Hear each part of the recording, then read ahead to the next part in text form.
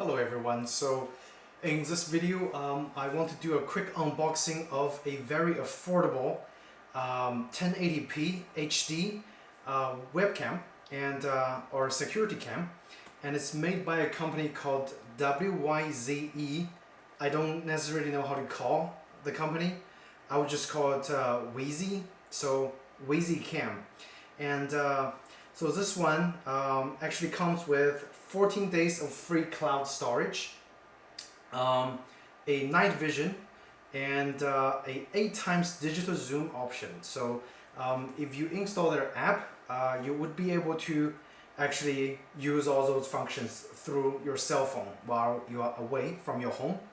So the reason I got this camera, actually this is my second camera, but I want to actually just do a quick unboxing and talk about, you know, the basic functions of the camera and what you would expect for a $25 webcam. By the way, spoiler alert, this is actually a great camera because that's the reason I got the second one. So the camera, it does have a 14-day cloud storage that's free, and it's not a continuous storage like what my Nest Outdoor Cam is like. But for Nest Outdoor Cam, I have to pay $100 a year for 24/7 recording for I think up to 30 days or maybe like half a month. But the advantage of that is you get constant recording. So this one, even though it have 14 days recording, it only records 12-second clips when it detects the motion in the camera. So that's a huge difference. So this one actually works a lot more like the Ring doorbell or the Ring's products. For the Ring, each camera you pay I think $30. You get a full year of service, and then it records also 30-second clips that you can review later on when it detects a motion. So but the other cameras actually cost way more than $100, and this one is only $25. I've been using it for a very short amount of time, and I really like the camera, so I bought the second one. And so took it out of the box, you know, very plain, simple box, and very simple inside as well. So you have your camera right over here, and a quick start guide lists all the parts and all the buttons, where the all the function of the light, LED indicating light on the back, how they work. And the other white box is just, you know, your power supply and the USB cable, and also a mounting plate for mounting the camera actually on any kind of objects. The plate is metal. They have a nice laser etching of the logo Wheezy on the plate, and this is a double-sided tape. One side is a 3M. It's a 3M VHB tape. I think this is a decent tape. It's easy to stick onto things, and it lasts for quite a long time, the 3M tape. And over here you have a 6-foot USB charging cable. So you use this charging cable along with this little power USB adapter, which is a 1 amp rated USB adapter, along with the camera to power up the camera for all the functions. And actually the camera is super easy and simple to set up, so I'm gonna go over the setup process really quick for the second camera. So keep in mind I already bought the first camera, so this is just a quick unboxing for you guys to see, and a quick setup of the second camera that I'm gonna put up downstairs in my house, just to be able to monitor the motions going on inside my house. So the reason I bought this camera is because my security alarm once triggered, and it was a false alarm by the motion sensor that fall down on the floor in my home. The alarm company called me and asked me if everything's fine in the house while I was away, so I wouldn't be able to tell them anything going on, but I asked them curiously if any other sensor was triggered, and they said no, so I know it's probably the motion sensor that was acting up. So I canceled this false alarm. But then I think, why not just get a webcam for the house, so I know exactly if someone was in the house or not when the alarm gets triggered again. So that's the reason I bought those cameras. and I think for $25 it's a no-brainer and a peace of mind. So this is a USB cable, 6 foot. Again, as I mentioned earlier, I'm just gonna plug in the USB cable onto the wall jack really quick, and then we're gonna set up the camera, and then you guys can see just how easy it is to get this camera set up and running. By the way, you need a working Wi-Fi network, preferably a faster network, because it's gonna constantly send data through the network if it detects motion. Okay, so plug down to the wall. And the cable is a slim type. It's quite slim, as you can see, and it's flat. So easy to manage, especially if you leave it in a corner. Like the table can just lay flat on the table, which is really nice.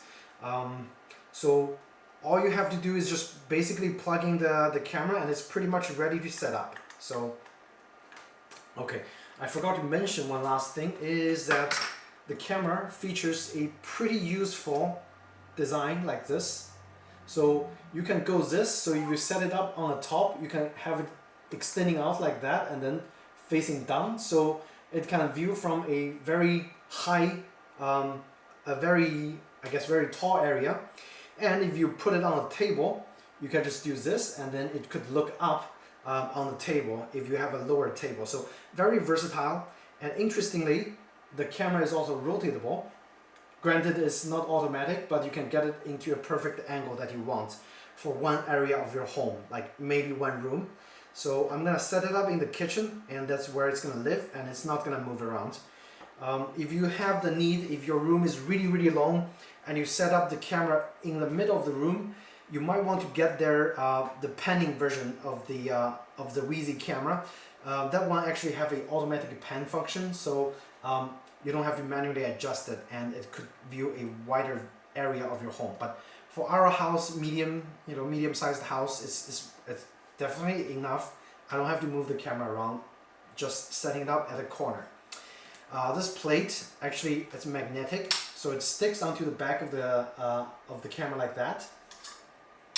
So really nice, and it's pretty strong magnetic field, so it wouldn't fall down or anything like that. And so basically you just put one side onto the plate over here, and then just stick the other side on there if you want to mount it on the wall. Okay, so the camera right now, if you can see, it's flashing yellow light, and that means it's ready to connect actually. So I'm just gonna quickly connect the camera and set it up really quick.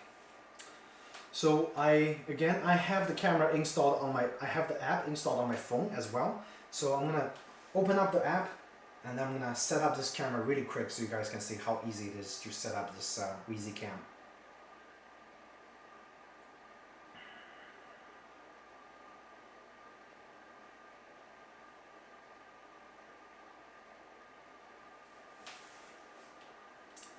So over here, this is a Weezy app that you can install in Google or Android. In the Android market or the iOS app market. As you can see, I already have the living room set up downstairs. The camera works great. If I click it, it's gonna take me to the camera right away. So that's my living room. So it's able to monitor it constantly, and it's gonna send me an alert when it detects a motion. So very useful. And that digital zoom they talked about, you can just pinch and zoom really quickly. And right now it's actually in standard mode, and the video quality is already decent. I can turn this into HD mode by just hitting the top of the area and then select the HD, and then it's gonna switch to 1080p HD recording mode. The switching is very quick, and now it's 1080p, so very easy, very simple to set up. So again, this is just to show you that the camera is working for my front door. And now I'm gonna add another camera. So I'm gonna go back, and I'm gonna just hit let's see, add a product from the menu button. And again, this is for Android setup. For the iPhone, it's probably very similar and very easy to use app. Okay, so add a product, and then I'm gonna choose the Weezy Cam, and it tells me to hit this button, and then it's going to give me a barcode, so I can scan the barcode using the camera, and then it will connect. Okay, so I'm going to hit next. Now I'm going to hit this connect button on the top of the camera, on the bottom of the camera. Okay. Ready to connect. And it's a voice prompt, so it's really easy. So when I hear the sound, I just hit next on the screen. And next step is actually set up your Wi-Fi password and your Wi-Fi network. So make sure you write down your network name, because it actually needs you to manually enter your network name to be able to send the information, the Wi-Fi info, to the camera, for the camera to be able to connect to the server and then continue the configuration. So the next step is actually, again, as I said, it gives me a QR code on my phone that I can just scan really quick. QR code scan. So basically, once I scan the QR code, I'm going to hit next. And it's going to go into the setup mode. So basically the camera right now, it's working its magic. It's going to start the setup. Again, really nice. Okay, it's already set up. So it's going to connect for a few more seconds, and then it's going to tell me there's probably going to be a firmware upgrade. So I'm going to upgrade the firmware as well when I first set up the camera, and it's going to be ready to go. So I'm going to give this a name, just call it Kitchen Cam.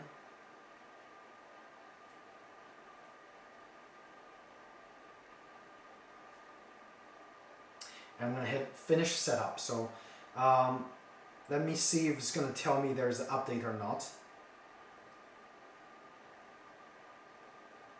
Okay, so see, it tells me there's an upgrade. So I'm going to, actually the camera is already working as you can see. So I'm going to hit upgrade and just quickly upgrade the cameras. So again, current version as of this review is 4.9.4.37. So I'm going to hit upgrade. And it's going to take a little while to upgrade, so we're going to give it a few seconds while I talk about the design of the camera. Actually, it's a really nice looking camera. It's actually, in my opinion, better looking than the Ring indoor camera that I saw on their website. I didn't buy the indoor camera. I only bought their outdoor spotlight, and I bought their doorbell. And I think this camera actually looks better, honestly, because it's very compact, very small. Again, all the parts are plastic, but it doesn't really feel cheap at all. It's a nice looking camera. So just give you guys a quick nice view of the camera while it's doing its magic setting up the stuff. Again, this adjust the mechanism is extremely useful. Like, I really like the design of this little arm. Very useful. So during the upgrade, you're gonna hear a few clips, and it's just switching on and off the night vision in the camera. And again, the upgrade is still going. It's gonna tell me the upgrade failed, but actually that's because the camera was rebooting. So if you encounter this during your initial setup, don't worry, just give it a few seconds. Check on the back of the light. Right now it's trying to connect. So once it reboots, it's gonna show a blue, constant blue, and that means it's connected. So it's gonna reboot and the camera would go connect itself successfully. So don't worry about this sign. If you first set up an upgrade, it gives you this arrow. It's perfectly normal. I got this arrow on the first camera setup, so I know what's going on. So just give it a few seconds. Let's see. Oh, so I guess it failed. So I'm gonna try again. And this time I'm not gonna move the camera around, okay? So basically I encountered the same problem when it tells me the upgrade failed, and actually the camera rebooted itself and then it actually completed the upgrade. So I don't know, for some reason this one didn't complete. We're just gonna wait. I'm actually gonna just fast forward once I finish the upgrade.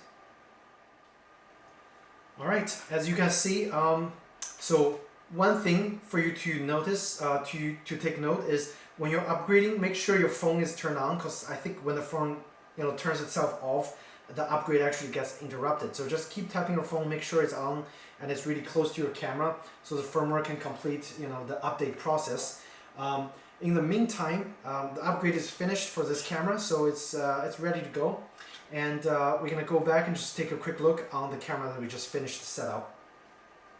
So right over here, again, there's me. Hello. The Wi-Fi signal or the connection using the Wi-Fi is actually really good because this camera is actually pretty far from my router, and it's able to connect and give me like very fluid motions over here, so really nice.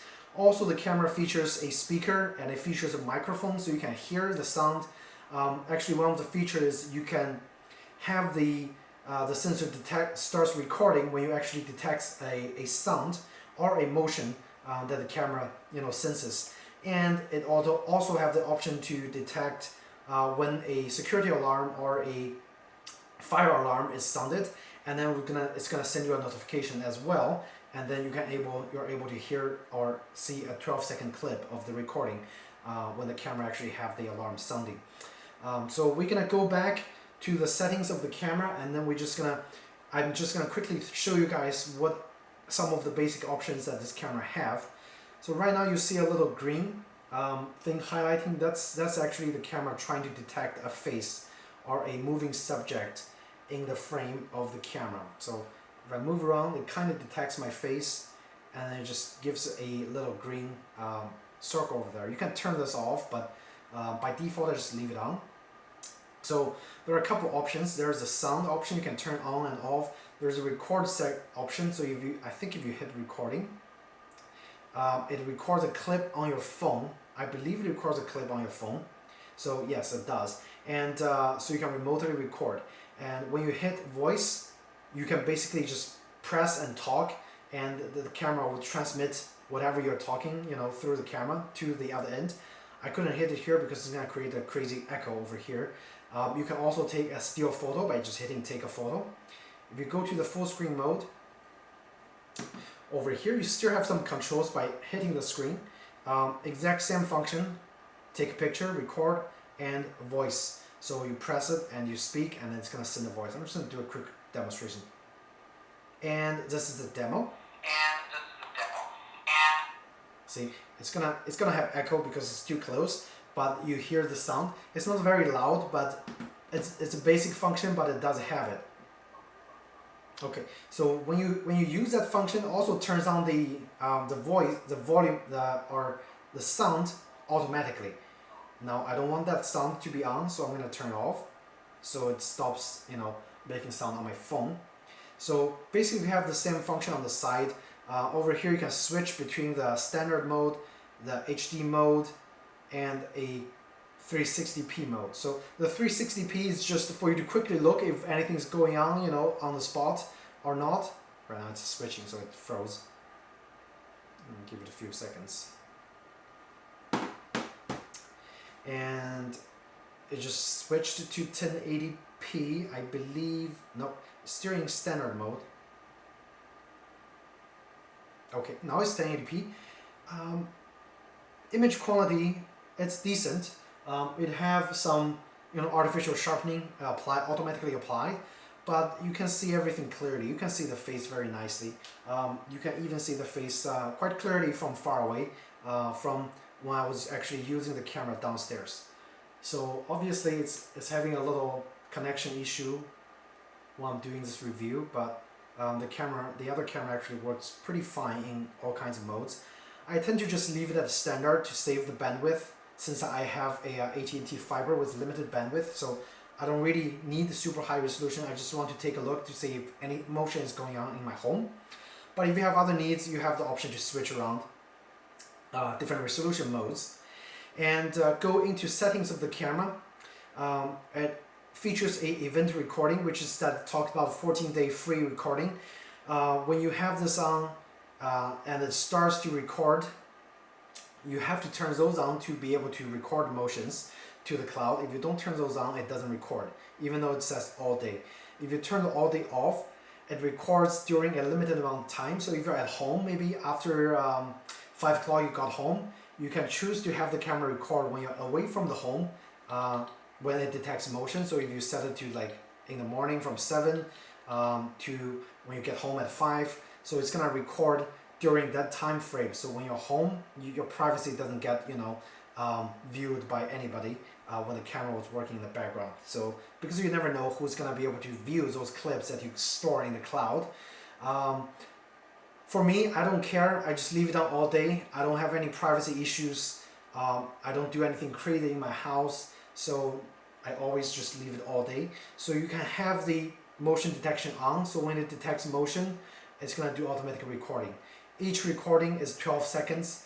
You don't have the option to extend the recording, but you do have the option to put a SD card in the camera, so you have constant recording that you can review from your phone when you are further away. So you basically have a local cloud storage for 24/7 recording. So keep that in mind. So even if you don't have 24/7 on the actual cloud, you have a SD card for 24/7 recording. So I turn both motion detection and sound detection on. Once it detects the sound or the motion, it sends me a push like that. So it detects kitchen camera, which is right over here, detects the motion, it gives me a notification right away, and then it records a very short clip.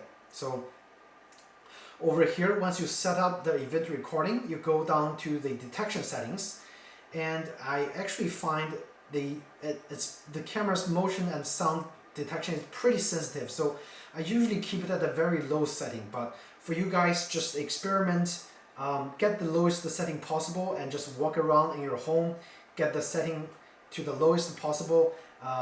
That way you don't have much of the unnecessary detection of the motion or the sound in your cloud storage, because again, it uses bandwidth. You don't necessarily want too much unnecessary stuff gets detected. So that's the detection setting. Once you finish that, you go to alarm setting. You have the option to turn it on for the smoke alarm and the CO alarm, the carbon monoxide alarm setting on. But again, I live in Florida. We don't have CO alarm over here because we rarely use any gas. But if you live in a colder area, you might want to turn this on.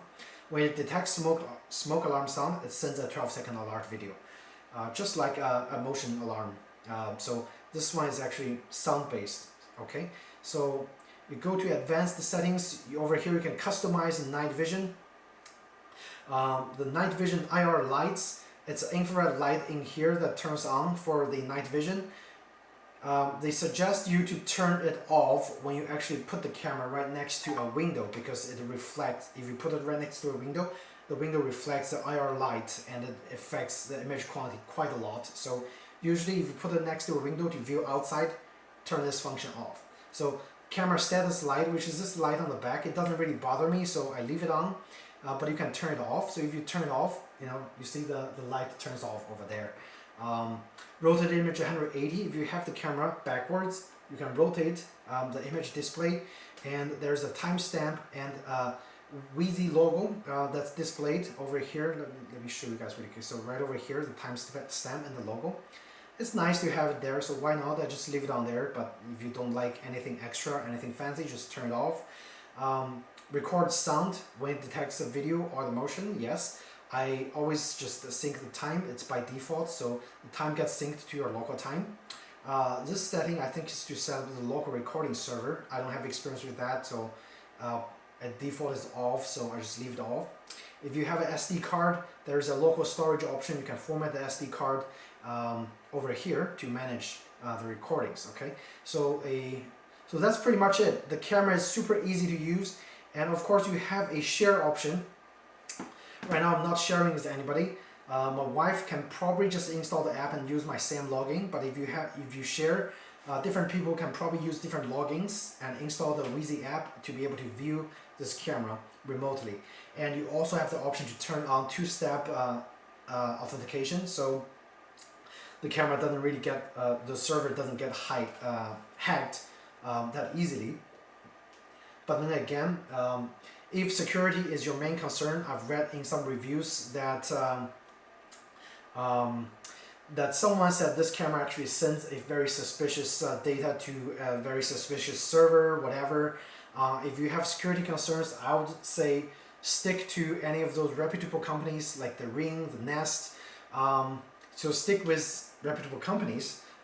Maybe they manage your data better, but then again, I don't trust any company at all. So again, privacy concern is not one of my concerns. So if you have those concerns, maybe try to look for some other cameras. But for $25, you can't really beat the value of the Wheezy Cam. It's so easy to set up, so easy to use.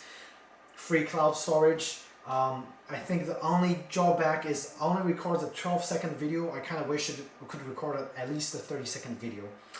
But I use this camera to just view the instant moments in my home, so I don't really need that recording.